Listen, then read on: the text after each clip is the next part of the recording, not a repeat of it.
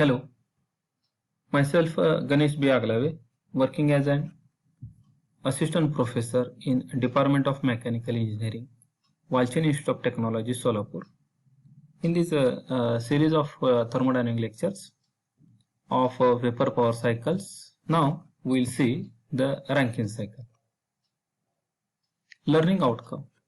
At the end of this lecture, students will be able to describe Rankine cycle and also will be able to evaluate the Rankine cycle efficiency. So what is Rankine cycle? Rankine cycle is used as a working cycle for steam power plant. In Rankine cycle, there will be boiler which will generate, which will produce the required steam.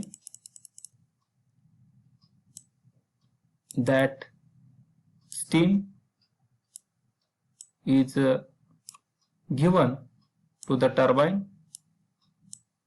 In the turbine, the blades will be mounted, moving blades will be mounted on the shaft, which will produce the turbine work. After that, this steam is converted into liquid form.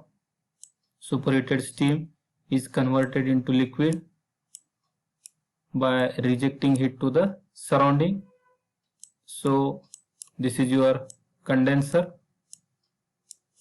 This is the condenser which condenses the vapor leaving the turbine into the liquid.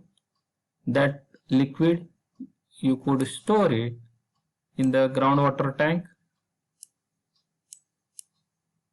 and depending upon the load on the turbine, the pump, hydraulic pump, will take this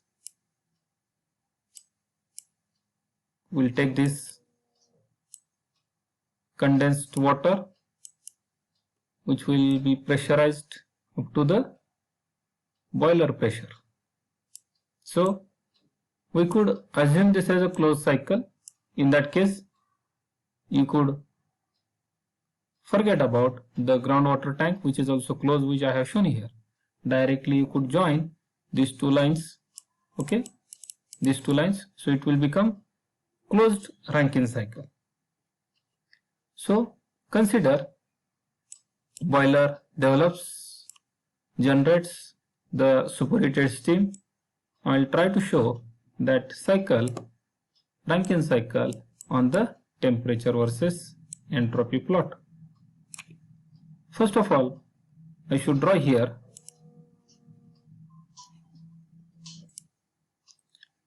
now. Here I will draw the saturated curve first of all for the water.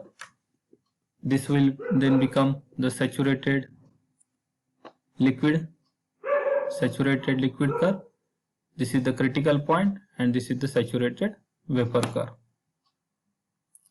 Now, as the water supplied to boiler is in the subcooled state, so consider this as the point number 4. Here, this is also point number 4. As the boiler absorbs the heat,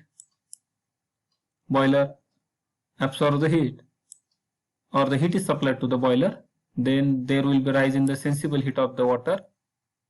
After getting heated up to saturated liquid, it takes the latent heat for converting to vapor. Saturated liquid is converted into saturated vapor. It takes the latent heat of vaporization, and as superheated vapor is beneficial, so further this saturated vapor is superheated in the superheater. So 4:1, this process occurs in the boiler at a constant pressure, which requires the heat supply. When superheated vapor enters in the turbine, and the turbine is assumed as perfectly insulated, there is further assumption that the expansion process in the turbine is isentropic. So vertical line parallel to y-axis is your isentropic expansion process. Then the work will be produced by the turbine. We could use the WT notation for the turbine work. Now this is once again the assumption that at the end of the turbine steam is dry and saturated, which is process 1 to 2. I can locate it on the schematic diagram. Then 2 to 3 is the heat rejection process. So this dry saturated steam, as it will flow through the condenser tubes, there will be heat rejection to the surrounding air. We could use the water for cooling also. We could spray the water over the condenser. That is the second method of heat absorption from the steam. Generally, these condensers are open to the surrounding, will be of evaporated type of the condenser. So this condensation is rejecting heat to the surrounding. We'll use the notation QR, and for heat supply QS.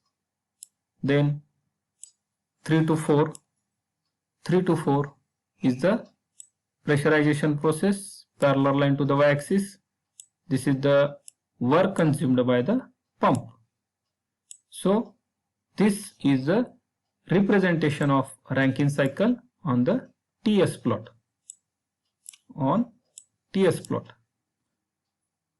We can write the Rankine efficiency. Rankine efficiency will be equal to net work done, that is WT minus WP divided by heat supply.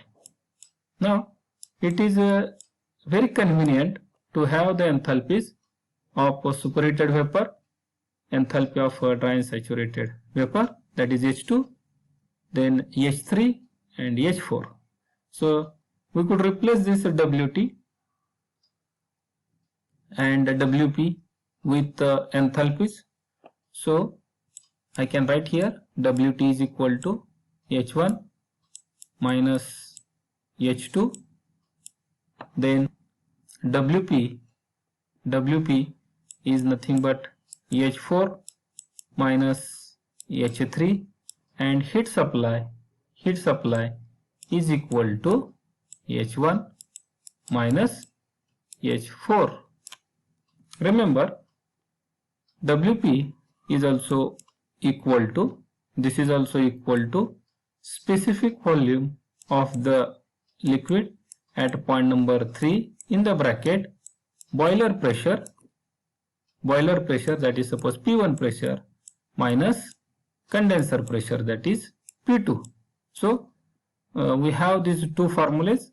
From these two formulae we can obtain the WP, and we could get the Rankine efficiency. Now maximum we can compare this Rankine efficiency with Carnot efficiency. So as we have studied in the previous lectures, the Carnot efficiency is equal to, see here, I will try to show the Carnot cycle by using the dotted line here. Then this you can refer the steam table. For this boiler pressure, you will be getting the saturation temperature, suppose it is T1, and corresponding to condenser pressure, you will be getting the saturation temperature for the condensation. Notation is T2. So Carnot efficiency can be written as high temperature, that is T1 minus T2 divided by T1. So it is always observed that Carnot efficiency is greater than Rankine efficiency, as in the Rankine efficiency lot many losses are there, and Carnot cycle is a reversible cycle, whereas if we will consider the actual Rankine cycle, lot of irreversibilities are responsible for decreasing the thermal efficiency of the Rankine cycle. For more study, you can refer the Fundamentals of Thermodynamics by Berankey, Sontag, and Fundamentals of Engineering Thermodynamics by Moran and Shapiro. Thank you.